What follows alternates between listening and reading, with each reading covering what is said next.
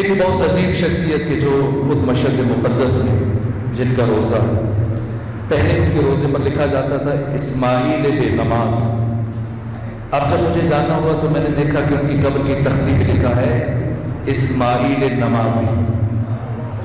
چونکہ وقت دعا ہے اس لیے میں یہ روایت پڑھنے لگا تاکہ ہم جب ہاتھ اٹھائیں توسل کریں امام علی بن موسیٰ رضا سے تو کیسے مانگیں، اس بات کو ذہن میں رکھتے ہو۔ اور یہ بات آیت اللہ حرم پناہی بزرگ نے فرمائی۔ آیت اللہ حرم پناہی بزرگ شہید عارف حسین الحسینی جتنا عرصہ قم میں رکے ایران میں، جب بھی کوئی بڑا فیصلہ کرنا ہوتا تھا ان کے پاس جاتے تھے استخارے کے لیے، اور جب پاکستان آ گئے تو جب بھی کوئی فیصلہ لینا ہوتا تو یہاں سے کسی عزیز کو فون کرتے کہ جاؤ آیت اللہ حرم پناہی کے پاس، ان سے استخارہ لو، اور استخارے سے جو حکم آتا تھا پھر اس کے مطابق عمل کرتے تھے۔ یہ آقا حرم پناہی روایت کر رہے ہیں، ان کے فرزند اور کوئی واسطہ نہیں، ان کا بھی لقب حرم پناہی ہے، حرم پناہی بزرگ ہوگی، حرم پناہی پوچھے، یہ روایت کرتے ہیں کہ کرج سے ایک مومن تھے،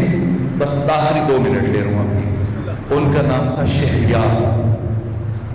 اب مانگے کہ امام علی بن موسیٰ رضا سے ہے، لیکن آپ کی درخواست کس کے پاس جانے لگی ہے؟ صرف یہ بات کہنے کے لیے توسل کریں گے، لیکن جس حقیقت کو ذہن میں رکھنا ہے وہ عرض کرنا چاہتا ہوں۔ یہ کرج سے شہریار ایک تاجر ہے، جیسے آپ گرمیوں کے دنوں میں قریب ہے مری چلے جاتے ہیں، کاغان چلے جاتے ہیں، ایرانیوں میں ہے کہ وہ ٹھنڈے علاقوں میں جاتے ہیں، شمال جاتے ہیں، اور جو نسبتاً مذہبی لوگ ہوتے ہیں وہ مشرق چلے جاتے ہیں۔ تو کرج سے جناب شہریار ان کا کہ چلے گرمیاں ہیں تو میں 1 مہینہ مشرق میں گزاروں گا، زیارات کے لیے چلا جاؤں گا، عبادت بھی ہوگی، موسم بھی اچھا ہوگا۔ 1 مہینے کا انہوں نے زادرہ اپنے ساتھ اٹھایا اور کرج سے مشرق چلے گئے، اور جب مشرق گئے تو 1 دن گزارنے کے بعد دوسرے دن ان کی جیب میں جو تومان تھے، اب یا کسی نے جیب مار لی، کسی نے چوری کر لی یا گر گئی، جو بھی ہوا، جب کھانے کے وقت وہ گئے ریسٹورنٹ پہ، کھانے کے بعد رقم دینے کے لیے دیکھا کچھ نہیں، اب پاؤں کی زمین نکل گئی، کیا کروں؟ تو 1 مہینے کے لیے تو انہوں نے ہوٹل کرائے پہ لے لیا تھا اپنا کمرہ۔ اب یہ کہ ظاہر مہینے بعد جب ہوٹل چھوڑوں گا تو اس کو کرایہ کہاں سے دوں گا، اور یہ 30 دن کے اخراجات، کھاؤں گا پیوں گا کہاں سے، کپڑے دھونے، باقی لوازمات، کیا کروں گا؟ تو پریشان ہوں۔ لیکن جناب شہریار نے یہ عہد کیا کہ میں کسی سے کچھ نہیں مانگوں گا، سیدھا چلے آ کر امام علی ابن موسیٰ رضا کی زری کے قریب بیٹھ گئے، کہا کہ میں مسافر ہوں، آپ کا مہمان، آپ کی زیارت کے لیے آیا، میرے ساتھ یہ پریشانی بن گئی، تو میں کسی اور سے نہیں مانگوں گا، آپ کی مرضی مجھے عطا کر دیں، آپ کی مرضی مجھے محروم رکھیں۔ یہ دعائیں اور مناجات کرتے ہوئے پیچھے ٹیک لگائی اور آنکھ لگ گئی۔ جب آنکھ لگی تو خواب میں امام کو دیکھا، اور امام نے فرمایا کہ کل جو مومن صبح کی اذان کے فوراً بعد سب سے پہلے سن بزرگ سے حرم کے اندر داخل ہو، اس کے سامنے جا کے اپنی حاجت بیان کرنا،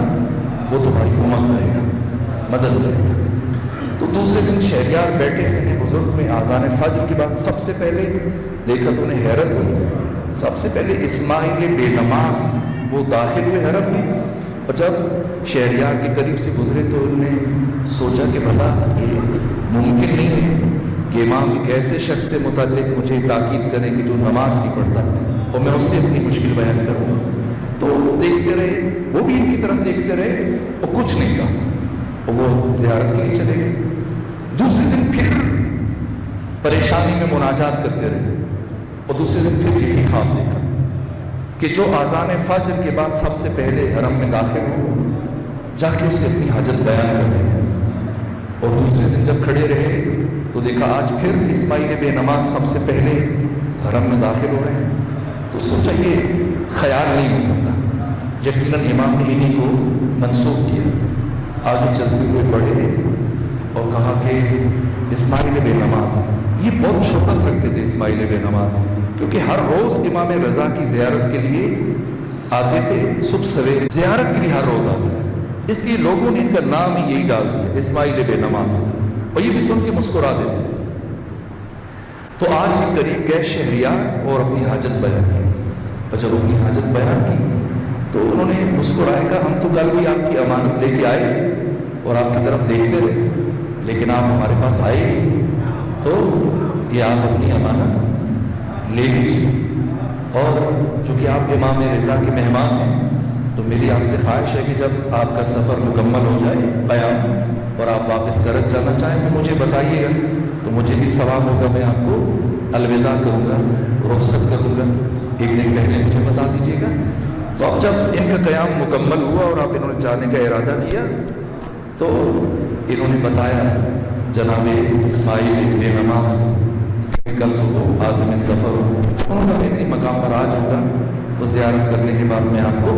رخصت کروں گا، الوداع کروں گا۔ اور جب زیارت کر لی اور